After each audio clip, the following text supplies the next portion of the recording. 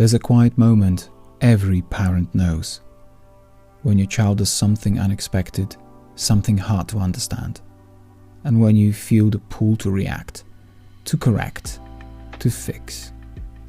But what if the real growth begins not when we correct them, but when we calm ourselves? Tonight, we'll talk about the art of softening the ego, especially when raising or fostering a child who sees the world differently, a child with ADHD or on the autism spectrum. It's not about giving up control, it's about giving space for them and for you. I'm Sinjan, and welcome back to Sinjan on Air. Parenting at its heart is a conversation between expectations and reality. When we raise a neurodivergent child, that conversation often feels louder, more complicated, but also more profound. Research by Dr. Greene, author of The Explosive Child, shows that challenging behavior is not about defiance, it's about skills that haven't developed yet. And when we respond with empathy rather than ego, we give those skills room to grow.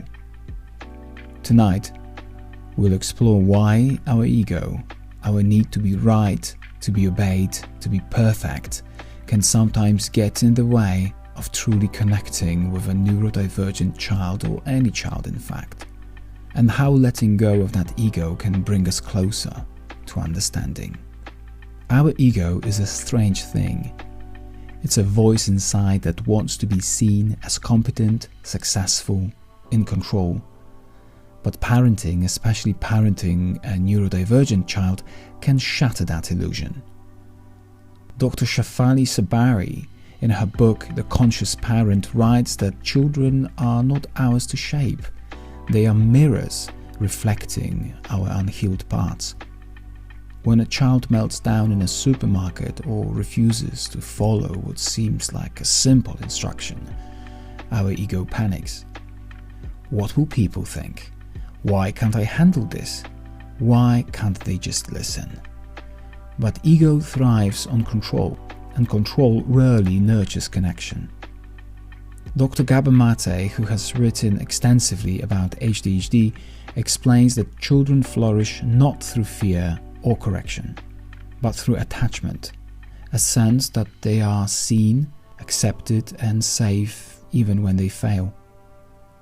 To parent beyond ego is to pause, to breathe, and to remember.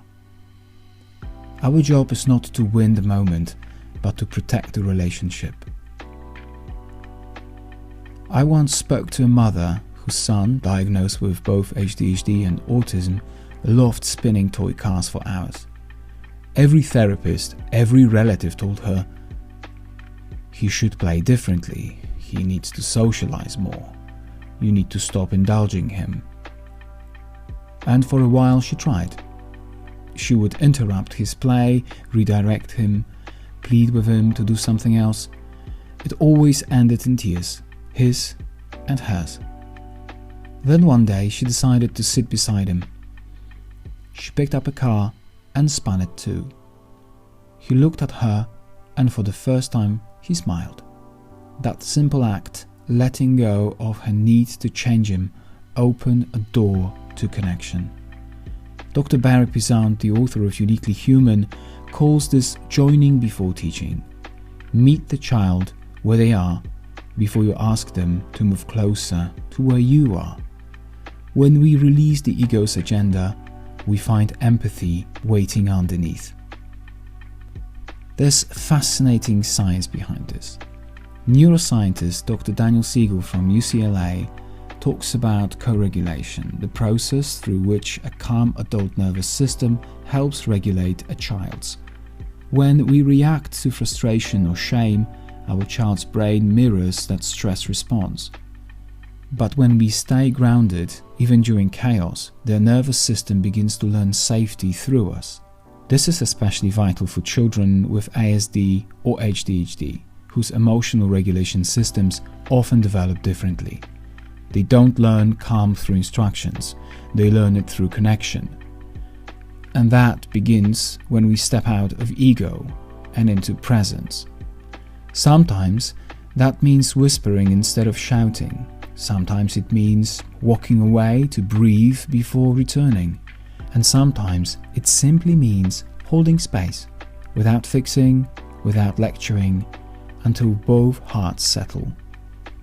To parent beyond ego doesn't mean being passive. It means replacing judgment with curiosity.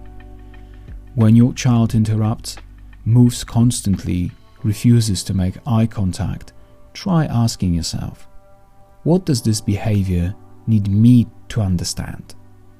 When you do, the power dynamic shifts. It's no longer about me versus them, but us together against the challenge. As Dr. Stephen Porges explains in his polyvagal theory, safety and connection are biological needs. When a child feels seen, not controlled, their brain can learn, adapt and trust. That's when growth truly begins. Parenting a neurodivergent child is not a test of control. It's an invitation to humility. Every time we soften the ego, every time we choose patience over pride, we show our children that love is larger than perfection. They don't need to be flawless. They need to be present. So tonight, if you've had a hard day, take a slow breath and remind yourself it's okay to let go of how you thought it should look. You are both learning side by side, and maybe that's the most powerful kind of growth. Thank you for joining me tonight.